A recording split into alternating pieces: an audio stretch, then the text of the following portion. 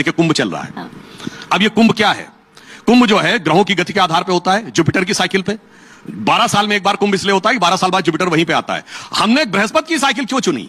क्योंकि बृहस्पति सबसे बड़ा ग्रह है, उसकी ग्रेविटी सबसे ज्यादा है। और अब ये साइंस को पता है कि हमारे सौरमंडल के बाहर से जो एस्टेरॉइड्स आते हैं उसको अपनी स्ट्रॉन्ग ग्रेविटी से गुरु खींच लेता है, इसलिए हम बचे रहते हैं। और ये समझिए, ग्रेविटी की जो हिंदी, संस्कृत या अधिकांश भारतीय भाषाओं में शब्द क्या है? गुरुत्वाकर्षण।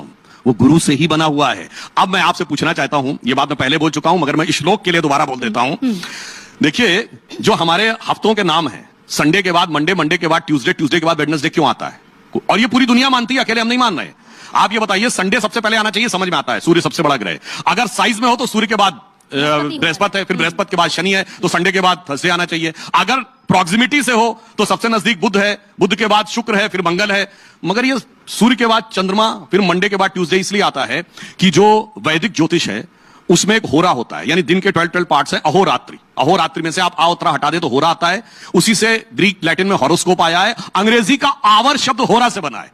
तो जब आप सूर्य की होरा निकालेंगे तो 25वें घंटे में जो होरा आएगी, यानी नेक्स्ट डे फर्स्ट आवर की, वो चंद्रमा की आएगी। उसके बाद निकालेंगे तो नेक्स्ट डे फर्स्ट आवर की मंगल की आएगी। उसके आगे बुध की आएगी। अब कोई कहे भैया इतनी तो हमने वैदिक एस्ट्रोलॉजी समझी नहीं। अब ये श्लोक रोज हम सब पूजा में पढ़े हैं।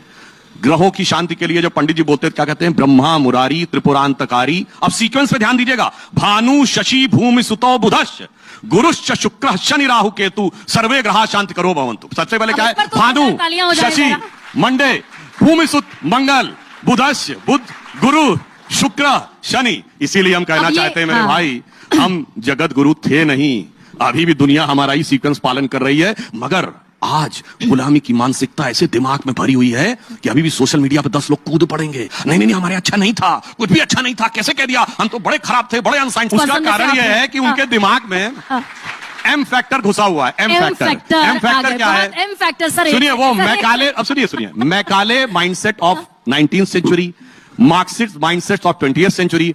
और कुछ भी आप सोच रहे होंगे तो आपकी बुद्धिमत्ता पे मुझे पूरा भरोसा है।